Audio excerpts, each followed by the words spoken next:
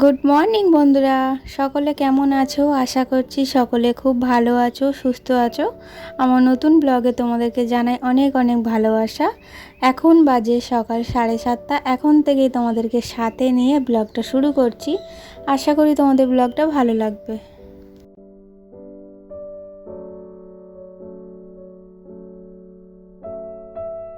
আজকে চা দিয়েই ব্লগটা শুরু করলাম।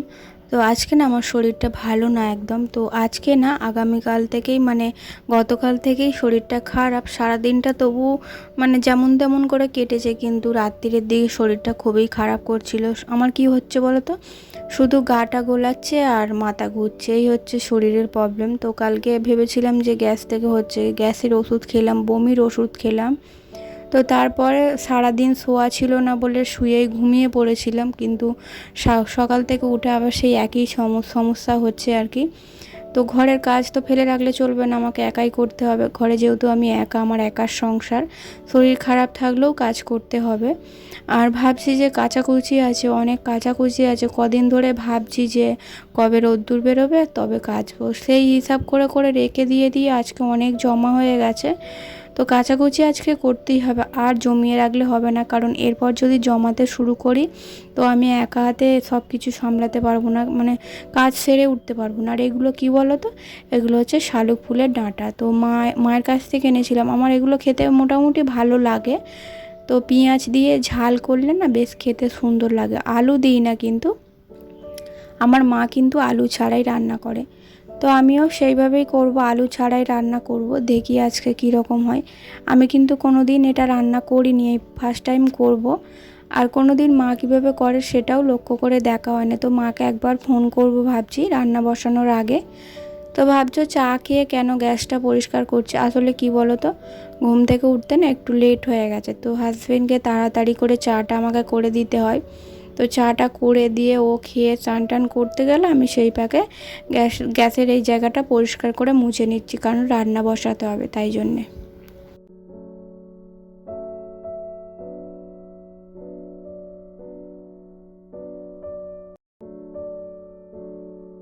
হাজব্যান্ডকে একটু ছাতু গুলে দেবো অল্প করে। প্রথমে বলছিল যে খাবো না, তো না খেলে কি হয় বলো তো, সারাদিন আর খাওয়ার টাইমই পায় না। তো আমি জোর করে বললাম যে অল্প একটু করে গুলে দিচ্ছি, তুমি খেয়ে যাও। তাই জন্য অল্প একটু দিলাম। আর ভাতের মধ্যে ডাল সেদ্ধ দেবো, তো কৌটোয় করে ডালটা দিয়ে দিয়েছি, ভাতটা বসিয়ে দিয়ে তো টুকিটাকি কাজগুলো সারবো। তো রান্নাটা আগে সারতে হবে, কারণ মেয়েকে যেহেতু আমি স্কুলে দিতে যাব, ঘরের সমস্ত কাজ ফেলে রেখে, বাসি কাজ ফেলে রেখে আগে রান্নাটাই সারছি। তো মেয়েকে দিতে যাওয়ার আগে আমি রান্নাটা সেরে রেখে যাব, কারণ এসে না আমার একদম রান্না করতে ভালো লাগে না, তাই ঝটাঝট রান্নাটা বসিয়ে দিচ্ছি। আর আজকে সেরকম কিছু রান্না করব না, আপাতত ডাল বসিয়েছি। আর শালুক ডাঁটাটা যেটা আছে ওটা হচ্ছে ইলিশ মাছ এনেছিল না আগের দিন, তো তার মাথাগুলো আছে, তো সেই মাথা দিয়ে শালুক ডাঁটাটা রান্না করব। আর মাছ আপাতত আমার কাছে নেই, তো হাজব্যান্ড বলেছে বেলার দিকে দিয়ে যাবে, যদি দিয়ে যায় তবে মাছটা হবে, নইলে এই দিয়েই আজকে চালাতে হবে, কারণ ঘরে ডিমও নেই। ডিম থাকলে মেয়ের জন্য একটা করে দিতাম, হয়তো হাজব্যান্ড দিয়ে যাবে বেলার দিকে। দেখি আমি এইগুলো ততক্ষণ করি। আর মেয়ের জন্য একটু টিফিন বানিয়ে দিতে হবে, স্কুলে নিয়ে যাবে, খেয়েও যাবে নিয়েও যাবে। তো ওটা সেদ্ধ বসিয়ে দিয়ে আর এদিকে শালুক ডাঁটাগুলো একটু ধুয়ে নিচ্ছি।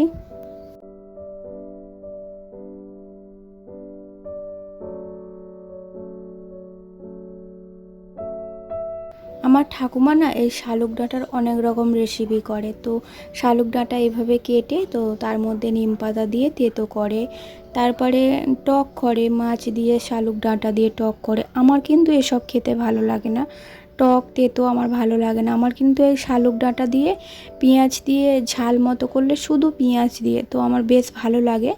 আজকে ইলিশ মাছের মাথা দিয়ে করছি, জানি না কেমন হবে। হাজব্যান্ড বলে গিয়েছিল যে ইলিশ মাছের মাথাগুলো পড়ে আছে, তাহলে ইলিশ মাছের মাথা দিয়েই করো। আমার কিন্তু ইচ্ছা ছিল শুধু পেঁয়াজ দিয়ে ঝাল করব। হাজব্যান্ড যেহেতু বলে গেছে করতে হবে, তো করে রাখি, তারপরে মাছ এলে তো এগুলো রান্না করতে করতে যদি এসে যায় তাহলে ভালোই হবে, নইলে আবার রান্না ফেলে রেখে আমাকে বাকি কাজগুলো করতে হবে। তো মেয়ের জন্য টিফিন বানিয়েছিলাম, ওটাই এখন টিফিনের মধ্যে একটু দিয়ে দিচ্ছে, আর একটু রেখে দেবো, ও টিফিন করবে। আর একটু বেশি করেই দিতে হয়, কারণ হচ্ছে কি বন্ধুদের সঙ্গে টিফিন শেয়ার করে। তো নিয়ে যায় ঠিকই, কিন্তু ও খায় না, ও বন্ধুদেরকেই শেয়ার করে দেয়। ঘরে যতটুকু খেয়ে যায় ততটুকুই, বাড়ি আসতে না আসতে শুধু বলে মা খিদে পায় খিদে পায়। আসল কথা টিফিনটা নিজে খায় না, বন্ধুদের শেয়ার করে দেয়, তাই জন্যে ওর খিদেটা পায়।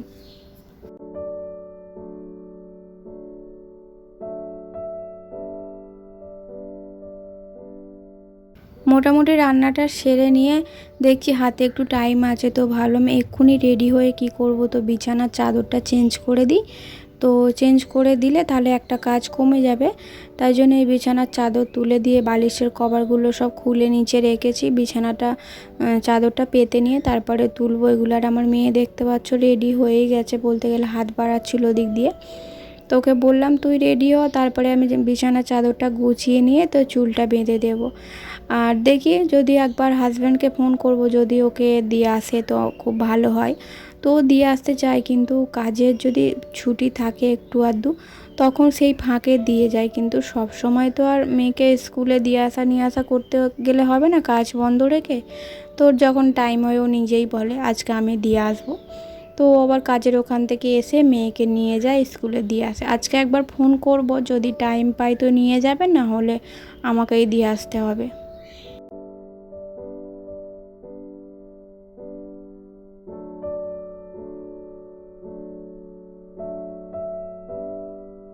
এখন কিন্তু অনেকটা সময় পর, তো হ্যাঁ বললাম না যে হাজব্যান্ডকে বলবো ফোন করে, তো ওকে বললাম, ও বাজার দিয়ে গেল আর মেয়েকে নিয়ে গেল। তো আজকে একটা নতুন ধরনের বাজার করেছে, তো এটা কোনো দিন কিন্তু আমি এত বছর সংসার করছি কিংবা আমার মায়ের কাছে আমি কিন্তু কোনো দিন খাইনি। বাজারে দেখেছি বিক্রি হতে, কিন্তু কোনো দিন নিয়ে আসা হয়নি। ওই যে ছোট ছোট দেখতে পাচ্ছ, তো ঝিঙের মতনই দেখতে, কি বলে আমি ঠিক জানি না।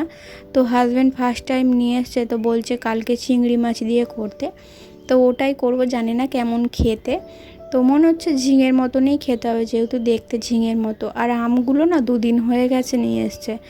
তো যতবারই বলি যে একটু হলুদ আম নিয়ে আসবে, তো সেই মানে যতবার আম নিয়ে আসবে এরকম সবুজ সবুজ আম নিয়ে আসবে, আর খেতে ভালো লাগে না, টক হয় জানো তো। এরকম সবুজ আম নিয়ে এলে টক, একটু হলুদ নিয়ে এলে তো সেই হলুদ আমগুলো বেশ খেতে মিষ্টি লাগে। তো আমগুলো এখন চুবড়ি করে বার করে রেখে দেবো, 2-3 দিন পর খাবো, দেখি যদি একটু হলুদ হয় একটু মিষ্টি হয়। তো সবুজ আম যেন মুখে দেওয়া যায় না, খুবই টক। আর অল্প একটু কুমড়ো নিয়ে এসেছে, তো কুমড়োটা একদিন রাত্রিরের জন্য নিয়ে এসেছে আর কি। রাত্রিরে পরোটার কুমড়োর তরকারি হলে বেশ ভালো খাই। আমার আবার কুমড়োর তরকারি দিয়ে মুড়ি খেতে খুব ভালো লাগে। তো আমি কি করি বলতো, কুমড়ো যখন হয় না একটু এক্সট্রা বেশি করে কুমড়ো রান্না করি, যাতে পরের দিন টিফিনে মুড়ি দিয়ে খেতে পারি।